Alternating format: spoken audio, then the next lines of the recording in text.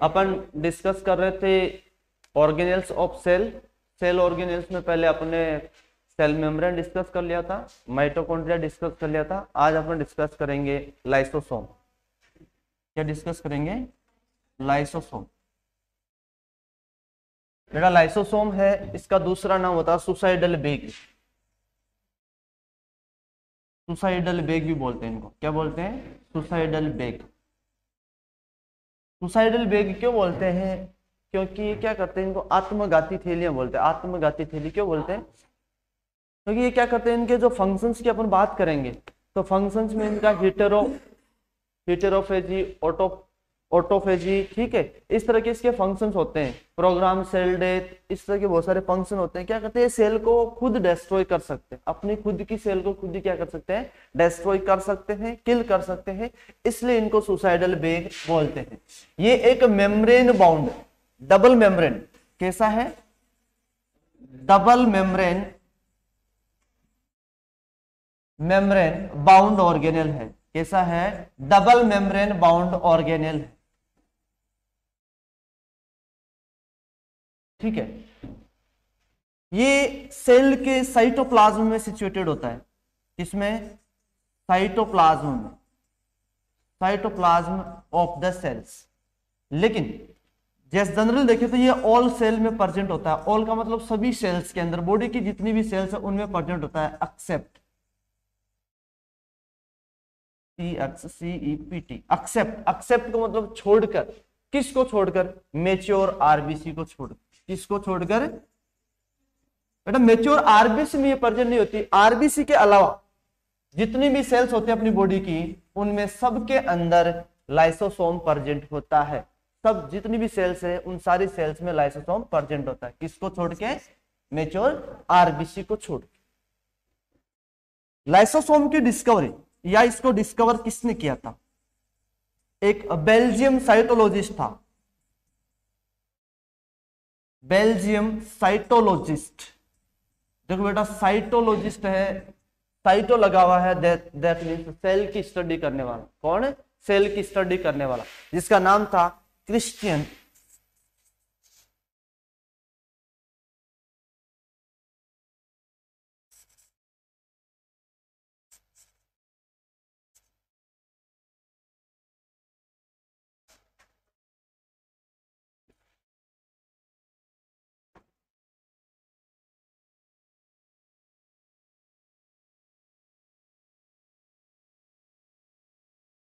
Christian de Duve.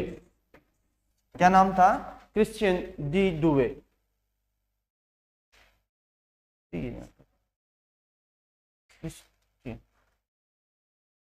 क्या नाम था? Christian de Duve. कब की गई थी खोज इसकी?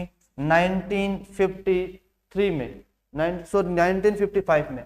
कब की गई थी? 1955 में। 1995 के अंदर लाइसोसोम है उसकी डिस्कवरी की गई थी। 55 में, सॉरी 55 में, 1955 में है जो डिस्कवरी की गई थी। किसकी? लाइसोसोम की। किसने करी थी? क्रिश्चियन डी डुवे ने। ठीक है।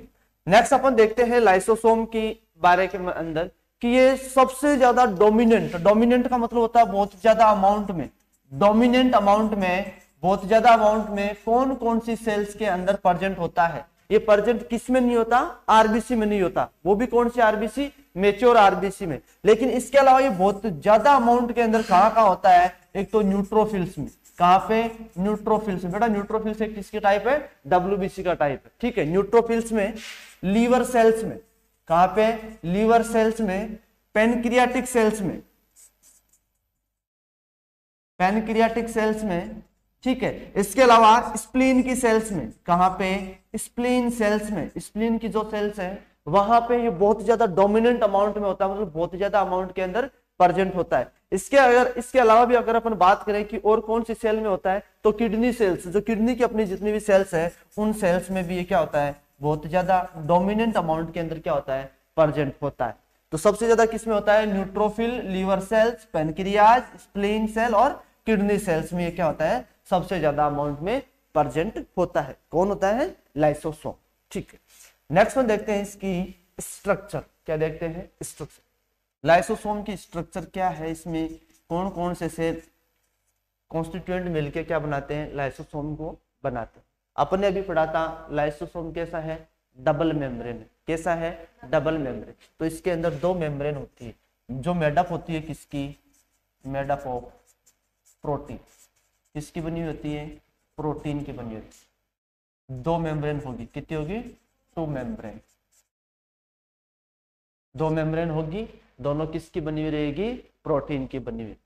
एक मेम्ब्रेन का नाम होगा LAMP और दूसरी का नाम होगा LIMP। एक का नाम होगा LAMP, दूसरी का नाम होगा LIMP। इसकी फुल फॉर्म रहेगी lysosomal associated membrane protein. Lysosomal associated membrane protein. कौन सी protein, lysosomal associated membrane protein. और दूसरा है, इसकी फुल फॉर्म क्या रहेगी, लाइसोसोमल इंटीग्रल मेम्ब्रेन प्रोटीन। दोनों प्रोटीन है, दोनों प्रोटीन की लेयर रहेगी, दोनों प्रोटीन का कोट रहेगा, आवरण रहेगा। एक का नाम होगा LAMP, दूसरे का नाम होगा LIMP। थोड़ा सा डिफरेंशिएशन रहेगा, एक तो रहेगा लाइसोसोमल एसोसिएटेड मेम्ब्रेन प्रोटीन और दूसरी रहेगी लाइसोसोमल इंटीग्रेट मेम्ब्रेन प्रोटीन। अगर अपन बात करें इन दोनों प्रोटीन की और टोटल लाइसोसोम की, कि पूरा लाइसोसोम है उसका कितना परसेंट पार्ट, तो अगर अपन बात करते हैं तो इसका 50% जो प्रोटीन है और जो 50% जो कॉन्स्टिट्यूएंट है वो कौन कंटेन करती है, ये दोनों मेम्ब्रेन कंटेन करती है। मतलब टोटल जो एरिया है उस टोटल एरिया का 50% जो एरिया है वो कौन कवर करता है, ये दोनों मेम्ब्रेन LAMP और LIMP है वो कंटेन करती है। दूसरा अपन देखते हैं कि लाइसोसोम है, इसकी जो दोनों मेम्ब्रेन है, ये दोनों मेम्ब्रेन क्या फंक्शन करती है, क्या करती है ऐसा, इसलिए इसका एक का नाम LAMP पड़ा, दूसरे का नाम क्या पड़ा, LIMP पड़ा। तो ये दोनों मेम्ब्रेन क्या करती है कि एक कोट बनाती है। कोट का मतलब होता है आवरण। ये दोनों मिलकर के क्या बनाती है, कोट बनाती है। कोट का मतलब होता है आवरण, बाहरी मेम्ब्रेन का फॉर्मेशन करती है। जो मेम्ब्रेन या वो जो कोट है, वो कोट क्या करता है, प्रिवेंट करता है किसको, जो लाइसोसोम है उसकी इंटरनल जो स्ट्रक्चर है,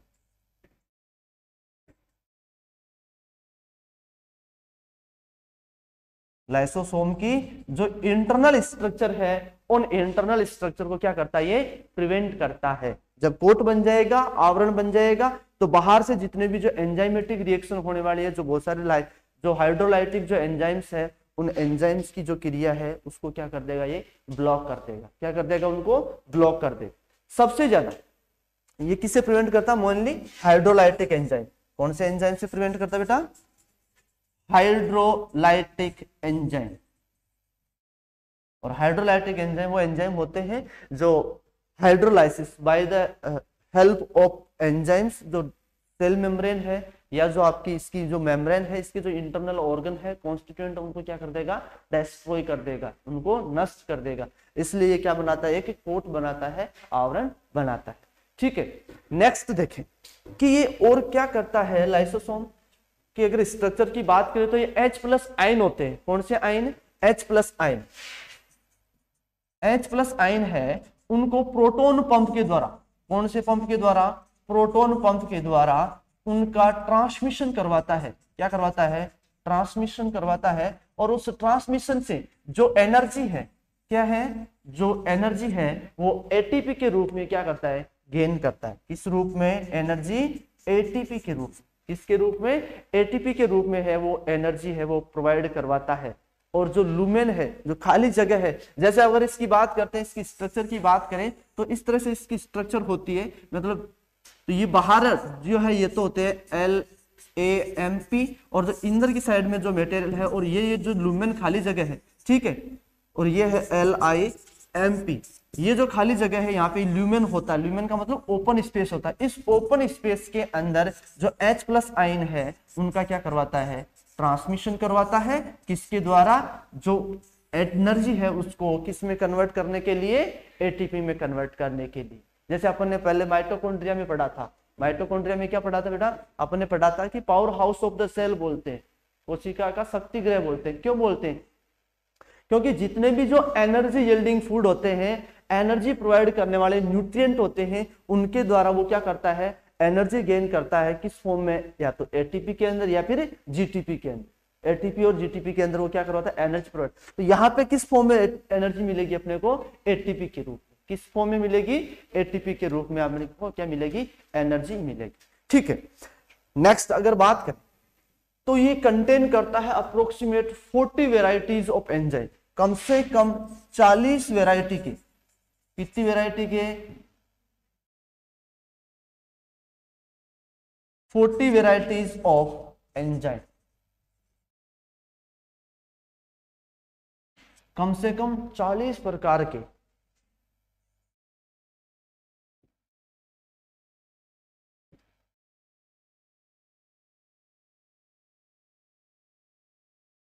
वेराइटीज की क्या करता है, एंजाइम कंटेन करता है, 40 प्रकार के एंजाइम। कितने प्रकार के, 40 प्रकार। इसलिए इसको क्या बोलते हैं अपन, लाइसोसोम है, इसको क्या बोलते हैं, सुसाइडल बेग बोलते हैं। क्या बोलते हैं, सुसाइडल बेग बोलते हैं। ठीक है, नेक्स्ट देखते हैं इसके फंक्शंस। क्या देखते हैं, फंक्शंस। बेटा क्या क्या फंक्शन है इसके, एक तो ये है हीटेरोफेजी। कैसा है, हीटेरोफेजी।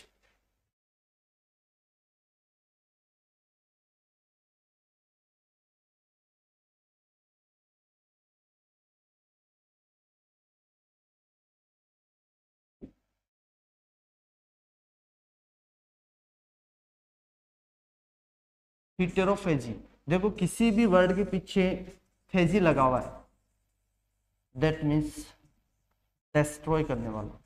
क्या करने वाला, डिस्ट्रॉयड करने वाला। ये क्या करेगा, डिस्ट्रॉय या फिर क्या करेगा, डैमेज करेगा। किसको, किसी भी ऑर्गन को। इसलिए इसको क्या बोलेंगे अपन, हीटेरोफेजी। हीटेरोफेजी में दो प्रोसेस होती है, एक तो होती है पिनोसाइटोसिस, एक तो होती है पिनोसाइटोसिस और दूसरी होती है फेगोसाइटोसिस। पिनोसाइटोसिस और दूसरी होती है फेगोसाइटोसिस। फेगोसाइटोसिस और पिनोसाइटोसिस दोनों में क्या होता है, पिनोसाइटोसिस में तो क्या होता है, छोटे छोटे पिन पॉड्स बनते हैं। क्या बनते हैं, पिन पॉड्स। जैसे ये जो स्ट्रक्चर होती है, इस स्ट्रक्चर में छोटे छोटे हेयर लाइक प्रोजेक्शंस बनते हैं। क्या बनते हैं, हेयर लाइक प्रोजेक्शंस बनते हैं। ठीक है, इनको बोलते हैं पिनोपोड्स। क्या बोलते हैं, पिनोपोड्स। ये पिनोपोड्स क्या करते हैं, जब किसी भी दूसरे सब्सटेंस को क्या करना है, डिस्ट्रॉय करना है, नष्ट करना है, डैमेज करना है, उसको क्या करेंगे, अपने अंदर यहां समाहित कर, यहां इस तरीके से। ये दोनों पिनपोड्स क्या हो जाएंगे, ऐसे ऐसे मैच हो जाएंगे, और ये क्या कर लेंगे, इसको इस तरीके से एंगल्फ कर लेंगे, इस तरीके से। इस प्रोसेस को तो बोलते हैं कौन सी, पिनोसाइटोसिस। क्या बोलते हैं इसको, पिनोसाइटोसिस। और ये वाली जो प्रोसेस है, इसको सॉरी इसको बोलेंगे पिनोसाइटोसिस। ये है फेगोसाइटोसिस। दूसरी प्रोसेस क्या है, फेगोसाइटोसिस। इसके अंदर पिनपोड्स नहीं बनते। इसमें क्या होता है कि जैसे ये लाइसोसोम है, तो ये खुद की मेम्ब्रेन के साथ में इस तरीके से मेम्ब्रेन को इंटैक्ट करके किसी भी ऑब्जेक्ट को जिसको डिस्ट्रॉय करना है, उसको अपने बॉडी के अंदर क्या कर लेंगे, एंगल्फ कर लेंगे। क्या कर लेंगे, एंगल्फ। अपनी बॉडी के अंदर क्या कर लेंगे, उसको एंगल्फ कर लेंगे। इस प्रोसेस को बोलोगे फेगोसाइटोसिस और इसको बोलोगे पिनोसाइटोसिस। आया समझ में। हीटेरोफेजी बोलते हैं। हीटेरोफेजी का मतलब होता है अलग अलग। एक तो था ऑटोफेजी। ऑटोफेजी में तो क्या होता है, सिमिलर चीजों को क्या करता है, वो एंगल्फ करता है। इसमें हीटेरोफेजी, इसमें वो कुछ भी कर सकता है, चाहे बैक्टीरिया हो, वायरस हो, कोई भी फॉरेन सब्सटेंस हो, उसको क्या कर लेगा, एंगल्फ कर लेगा। ठीक है, दो प्रोसेस के द्वारा करेगा, पिनोसाइटोसिस और फेगोसाइटोसिस के द्वारा। पिनोसाइटोसिस समझ में आ गया कि छोटे छोटे पिन पॉड से हेयर लाइक प्रोजेक्शन निकल जाएंगे, उसको वो क्या कर लेंगे, इसको कोट कर लेंगे। ठीक है, और एंगल्फ करके उसको क्या करेंगे, डिस्ट्रॉय कर देंगे। दूसरा है फेगोसाइटोसिस। फेगोसाइटोसिस में खुद की मेम्ब्रेन के अंदर क्या कर लेंगे, वो समाहित कर लेंगे। ठीक है, नेक्स्ट फंक्शन है इसका ऑटोफेज।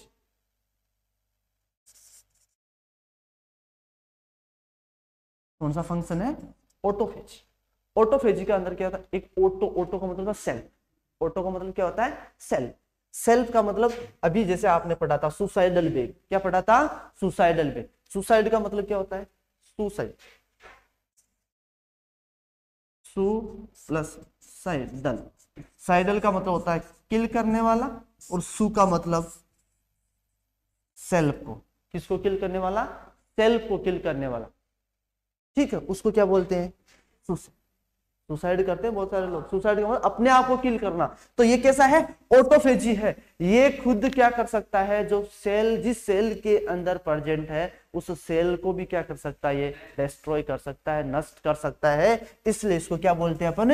ऑटोफेज। क्या बोलते हैं? ऑटोफेज। ठीक। नेक्स्ट फंक्शन आता है इसका प्रोग्राम सेल डेथ। क्या आता है? Program cell death. क्या आता है? Program cell death. देखो कोई भी कहीं पर भी वर्ड आता है प्रोग्राम, प्रोग्राम का मतलब क्या होता है? Pre arrangement. प्री अरेंजमेंट आपने सुना होगा कि उनके प्रोग्राम है कल का, परसों का, 2 दिन बाद में, 4 दिन बाद। इसका मतलब पहले से अरेंज कर रखा है। क्या कर रखा है? पहले से अरेंज कर रखा है। उसको क्या बोलते हैं अपन? प्रोग्राम। प्रोग्राम सेल डेथ मतलब बॉडी पहले से प्लान बना के रखती है, प्री प्लान रखती है कि इस सेल को अपने को क्या करना है? डिस्ट्रॉय करना है, उस सेल की डेथ करवानी है। तो उस प्रोसेस को क्या बोलते हैं? Program cell death. जैसे एग्जाम्पल बताता हूं मैं आपको। जैसे क्या होता है कि एक प्रोसेस होती है अपोप्टोसिस। अपोप्टोसिस, अपोप्टोसिस को ही क्या बोलते हैं? प्रोग्राम सेल डेथ बोलते हैं।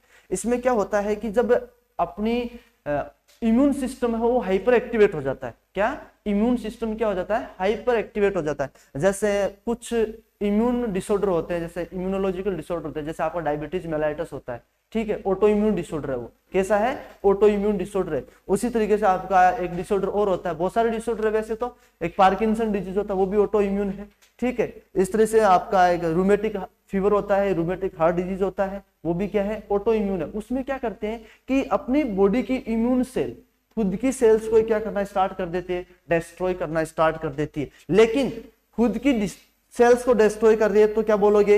ऑटोफेजी। क्या बोलोगे? ऑटोफेजी। और वो अगर प्री प्लान करके डिस्ट्रॉय कर रही है, पहले से प्लान करके डिस्ट्रॉय कर रही है, तो उसको क्या बोलोगे? Program cell. क्या बोलोगे? प्रोग्राम सेल, ठीक है। इसके अलावा फंक्शन, नेक्स्ट फंक्शन आता है वो आता है फर्टिलाइजेशन। क्या आता है? फर्टिलाइजेशन। वैसे फर्टिलाइजेशन का नाम तो सुना होगा आपने, समझते हो फर्टिलाइजेशन मतलब क्या होता है? फीमेल गेमेट ओवम या सेकेंडरी oocyte और मेल गेमेट स्पर्म, उन दोनों का क्या होना? जुड़ना, फ्यूजन होना। फर्टिलाइजेशन क्या है? Fusion of male gamete sperm और female gamete secondary oocyte। Female gamete जो सेकेंडरी oocyte है उन दोनों का जुड़ना और एक यूनिसेलुलर स्ट्रक्चर जाइगोट का क्या करना? फॉर्मेशन करना। किसका फॉर्मेशन करना? जाइगोट का फॉर्मेशन करना। उस प्रोसेस को क्या बोलते हैं अपन? फर्टिलाइजेशन बोलते हैं। उस प्रोसेस को क्या बोलते हैं? फर्टिलाइजेशन। अब बेटा लाइसोसोम का फर्टिलाइजेशन में क्या रोल है? इसमें क्या होता है कि जैसे आपने स्पर्म की स्ट्रक्चर पढ़ी होगी, ठीक है, जब आप स्पर्म की स्ट्रक्चर पढ़ोगे तो उसमें एक एक्रोसोम नाम की लेयर होती है। क्या होती है? एक्रोसोमल मेम्ब्रेन होती है, ठीक है। और एक्रोसोमल मेम्ब्रेन होती है वहां पे, जैसे मैं एक डायग्राम बताता हूं आपको, उस डायग्राम से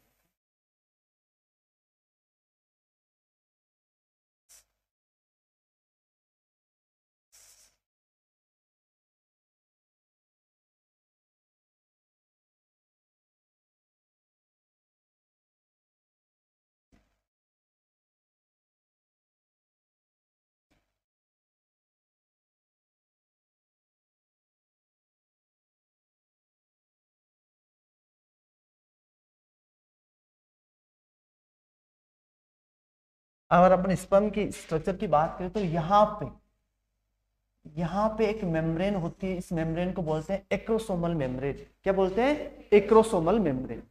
जब ये स्पर्म का टेल पार्ट है, ठीक है, ये बॉडी है, ठीक है, और ये हेड पार्ट है, 3 पार्ट होते हैं स्पर्म के, ये नेक 4 पार्ट होते हैं, ये नेक पार्ट है। इस तरीके से स्पर्म की स्ट्रक्चर होती है, ठीक है। ये तो आप लोग पढ़ ले, अपन जब स्पर्म पढ़ेंगे उस टाइम पढ़ेंगे, ठीक है। लेकिन यहाँ मैं जो बताना जा रहा हूँ वो क्या है, यहाँ पे एक्रोसोम रिएक्शन, एक्रोसोमल मेम्ब्रेन होती है। कौन सी मेम्ब्रेन? एक्रोसोमल मेम्ब्रेन होती है। जब स्पर्म ट्रेवल करता हुआ, जब स्पर्म आफ्टर इजाकुलेशन, इजाकुलेशन के बाद में ट्रेवल करता हुआ फेलोपियन ट्यूब तक जाएगा। कहां तक जाएगा? Fallopian tube. क्योंकि प्रोसेस ऑफ फर्टिलाइजेशन वो कहां पे होती है? फेलोपियन ट्यूब के एम्पुलरी पार्ट में होती है। कहां पे होती है? फेलोपियन ट्यूब के एम्पुला में होती है। कौन से पार्ट में होती है बेटा? एम्पुला में। बहुत अच्छा क्वेश्चन है कंपटीशन का कि fertilisation take place in which part of fallopian tube. Fallopian tube के कौन से पार्ट के अंदर फर्टिलाइजेशन होता है? तो कौन से पार्ट में होता है? एम्पुलरी पार्ट में होता है। कौन से पार्ट में होता है? एम्पुलरी पार्ट में। तो यहाँ पे जैसे ही ये एम्पुला के अंदर स्पर्म जाएगा तो वहां पे क्या प्रेजेंट है? Ovum present. क्या प्रेजेंट है? Ovum present. यहाँ क्या है? ओवम है। अब ओवम की सेल मेम्ब्रेन है, उसको क्या करना है? पेनिट्रेट करना। ओवम की सेल मेम्ब्रेन को बोलते हैं उलेमा। क्या बोलते हैं? उलेमा। उलेमा को क्या करना पड़ेगा? पेनिट्रेट करना पड़ेगा। अब इसको पेनिट्रेट करने के लिए यहां से एंजाइम रिलीज होंगे। किसके द्वारा? स्पर्म की हेड के द्वारा क्या रिलीज करवाए जाएंगे? एंजाइम करवाए जाएंगे। उस एंजाइम का नाम होता है, उन एंजाइम को कंबाइनली तो बोलते हैं प्रोटियोलाइटिक, जो हाइड्रोलाइटिक एंजाइम। कौन सा एंजाइम बोलते हैं? Hydrolytic enzyme. Hydrolytic enzyme. कौन सा एंजाइम बोलते हैं? Hydrolytic enzyme. और उस एंजाइम का नाम होता है हायालुरोनिडेज। हायालुरोनिडेज एंजाइम का नाम है हायालुरोनिडेज।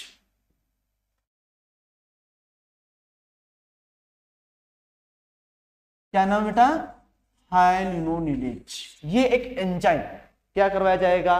रिलीज करवाया जाएगा। किसके द्वारा? यहाँ जो एक्रोसोम है उस एक्रोसोम में, एक्रोसोमल मेम्ब्रेन के द्वारा। और ये एंजाइम क्या करेगा? इस ओवम की उलेमा को क्या करेगा? लाइसिस करेगा। ओवम की उलेमा को क्या करेगा? लाइसिस करेगा। लाइसिस का मतलब ब्रेक डाउन करेगा, उसको तोड़ेगा, और इसके साथ में जाके क्या हो जाएगा? जुड़ जाएगा। ये वाली जो रिएक्शन हो रही है यहाँ पे, जो हाइड्रोलाइटिक के रिलीज होने से लेके इसके साथ अटैच होने तक की जो रिएक्शन हो रही है, इस रिएक्शन को तो बोलते हैं एक्रोसोमल रिएक्शन। कौन सी बोलते हैं? Acrosomal reaction. और ये जो प्रोसेस हो रही है इस प्रोसेस को बोलते हैं फर्टिलाइजेशन। क्या हो रहा है? ये दोनों एक साथ जुड़ रहे हैं, तो इस प्रोसेस को क्या बोलोगे आप? फर्टिलाइजेशन। क्या बोलोगे? फर्टिलाइजेशन। यहाँ पे ये डिस्ट्रक्शन का काम कर रहे हैं, इसका मतलब क्या प्रेजेंट है इस सेल के अंदर? लाइसोसोम। क्या प्रेजेंट है? लाइसोसोम। वो लाइसोसोम ही हाइड्रोलाइटिक एंजाइम क्या करवाता है? रिलीज करवाता है। मैंने अभी बताया था कि लाइसोसोम कम से कम 40 वेराइटी के क्या रखता है? हाइड्रोलाइटिक एंजाइम रखता है। उनमें से एक कौन सा होता है? हाइड्रोलाइटिक भी होता है। जो 40 बताए थे ना, उन 40 में से एक ये भी होता है। तो ये भी क्या करता है? फर्टिलाइजेशन की जो प्रोसेस उसको क्या करवाता है? इस्टेब्लिश करवाता है। ठीक है। इसके अलावा एक फंक्शन और होता है लाइसोसोम का, वो होता है chromosomal damage.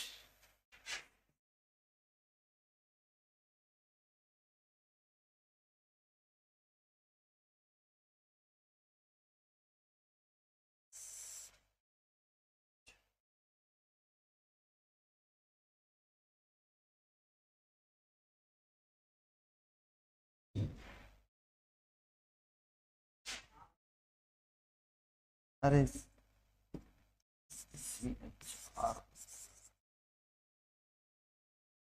Chromosomal damage,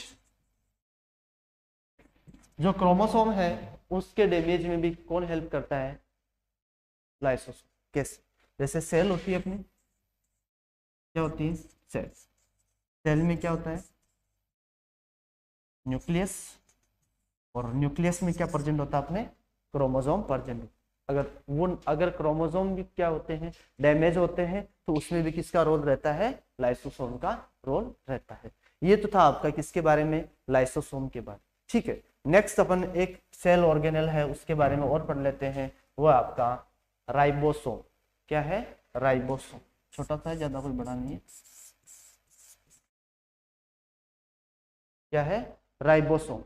ribosome की बात करें तो राइबोसोम जनरली खुद किसका बना होता है? एक लार्ज कॉम्प्लेक्स मॉलिक्यूल है। कैसा है? लार्ज। वैसे तो छोटा सा है, लेकिन लार्ज जो कॉम्प्लेक्स मॉलिक्यूल है, कॉम्प्लेक्स मॉलिक्यूल्स है, उनसे बना हुआ होता है। इससे लार्ज कॉम्प्लेक्स मॉलिक्यूल्स से बना हुआ है। ठीक है, ये भी कैसा है? जो मेनली जितने भी लिविंग ऑर्गेनिज्म है, क्या है? जितने भी लिविंग ऑर्गेनिज्म है उनके साइटोप्लाज्म में प्रेजेंट होता है। कहाँ होता है? Found in the cytoplasm of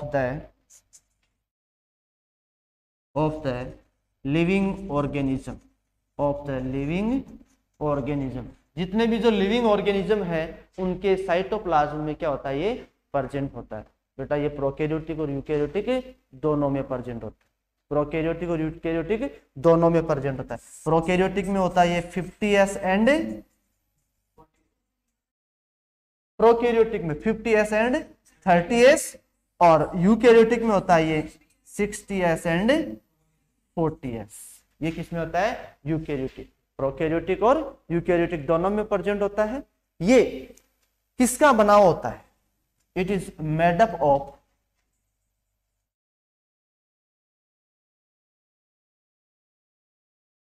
protein and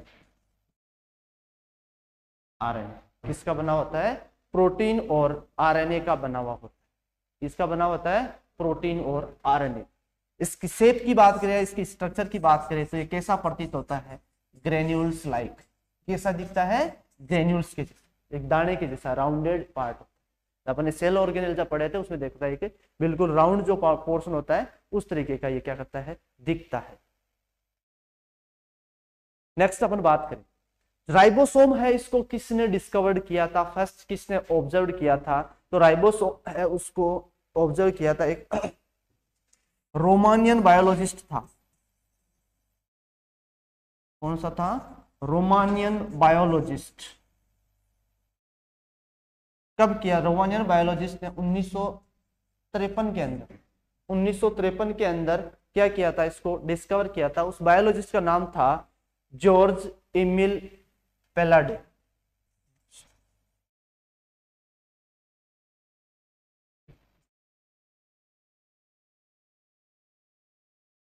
George Emil Palade. क्या नाम था? George Emil Palade. कब किया था?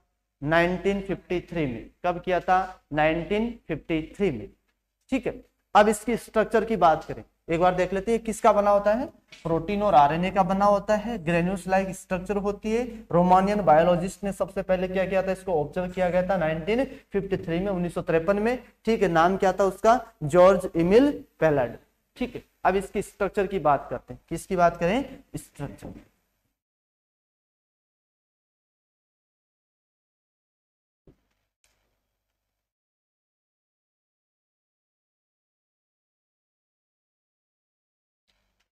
अगर अपन राइबोसोम के स्ट्रक्चर की बात करें तो ईच राइबोसोम, जितने भी बॉडी में राइबोसोम होते हैं, जितने भी सेल्स में राइबोसोम होते हैं, उनके पास में दो यूनिट्स होती है। कितनी होती है? दो। एक होती है स्मॉल, एक होती है large. Each ribosome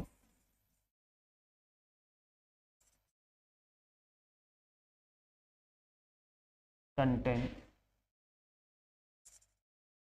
two units. दो यूनिट्स कंटेन करते हैं। जैसे अभी आपने देखा था, एक में होता है 40s, एक होता है 60s, एक होता है 50s और 30s। दो यूनिट है, एक बड़ी है, एक क्या है? छोटी है। दो यूनिट्स कंटेन करते हैं। एक होती है लार्ज यूनिट, और दूसरी कौन सी होती है? Small unit. एक होती है लार्ज यूनिट और दूसरी होती है स्मॉल यूनिट। लार्ज यूनिट होती है वो कौन सी है? 60s, और स्मॉल होती है वो कौन सी है? 40s। अगर ये प्रोकैरियोटिक में बात करें इनकी, तो प्रोकैरियोटिक में जो 50s है वो कैसी हो जाएगी? लार्ज, और 30s कैसी हो जाएगी? स्मॉल हो जाएगी। ये दो यूनिट होती है। ये अपन इन दोनों यूनिट्स का अपन को कैसे पता चला? कि जब आप इसको क्या करते हो? सेंट्रीफ्यूज करते हो। क्या करते हो? सेंट्रीफ्यूज करते हो। और सेंट्रीफ्यूज के दौरान ये सेडिमेंट होती है। क्या होती है? ड्यूरिंग सेंट्रीफ्यूज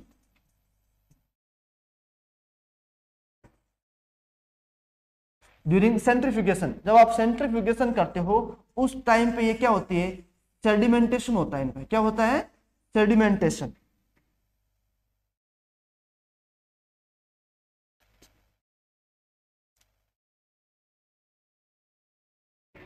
जब ये सेडिमेंट होते हैं, सेडिमेंट का मतलब होता है पेंदे पे जमना, ठीक है। सेंट्रीफ्यूज करते हो आप, टेस्ट ट्यूब को डाल के सेंट्रीफ्यूज में आप उसको राउंडेड राउंडेड वो घूमता रहता है, तो एक टाइम क्या होगा, सीरम अलग हो जाएगा और वो जो कुछ पार्ट क्या हो जाएगा, पेंदे में जम जाएगा।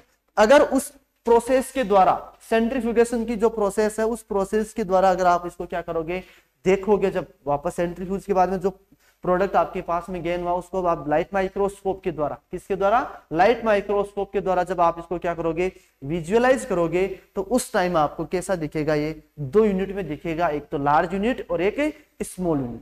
लार्ज होगी वो कौन सी होगी, 60s, और स्मॉल होगी वो कौन सी होगी, 40s, ठीक है। अगर अपन इनकी बात करें कि ये जो लार्ज यूनिट है और स्मॉल यूनिट है, इनमें भी सब यूनिट और होती है। क्या होती है, सब यूनिट, या उनको आप स्ट्रैंड बोल सकते हो। क्या बोल सकते हो, सब यूनिट, या फिर क्या बोल सकते हो, स्ट्रैंड बोल सकते हो। तो अगर अपन लार्ज यूनिट की बात करें, किसकी बात करें, लार्ज यूनिट की बात करें, तो लार्ज यूनिट है, उसके अंदर लार्ज यूनिट में सब यूनिट होती है जिसमें 3 स्ट्रैंड प्रेजेंट होते हैं, 3 स्ट्रैंड प्रेजेंट होते हैं। कितने होते हैं, 3। और वो स्ट्रैंड कैसे होते हैं, हाईली टाइटली कोइल्ड, कोइल्ड का मतलब बहुत ज्यादा, मतलब कोइल्ड हुए आरएनए। क्या होता है, आरएनए होता है। हाईली टाइटली कोइल्ड आरएनए की स्ट्रक्चर होती है। किसकी होती है, हाईली टाइटली कोइल्ड आरएनए। कितनी होती है वो, 3 होती है। किसके अंदर, लार्ज में। जबकि स्मॉल के अंदर एक या स्ट्रैंड प्रेजेंट होता है। स्मॉल में कितना होता है, 1 स्ट्रैंड इन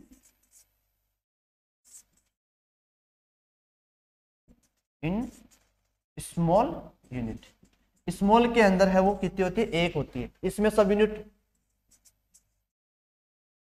लार्ज में तो सब यूनिट कितनी होती है, 3 स्ट्रैंड की होती है। किसकी बनी होती है, हाईली टाइटली कोइल्ड आरएनए होता है। क्या होता है, बहुत ज्यादा कोइल्ड आरएनए होता है। और इसके अंदर क्या रहता है, आपका स्मॉल यूनिट होती है, इसके अंदर सिंगल स्ट्रैंड होती है। कैसी होती है, सिंगल स्ट्रैंड होती है। एक यूनिट होती है सब यूनिट की। कितनी होती है, 1। उसमें 3 और इसमें 1। बड़े वाले में 3 रहेगी, छोटी वाले में 1 रहेगी। नेक्स्ट अपन देखते हैं कि राइबोसोम जब इनएक्टिव रहता है, क्या रहता है, राइबोसोम जब इनएक्टिव रहता है तो प्रोटीन का सिंथेसिस नहीं होता। क्या नहीं होता, प्रोटीन का सिंथेसिस नहीं होता। when a cell, आप ये भी बोल सकते हो, when a cell is in inactive form, then ribosome not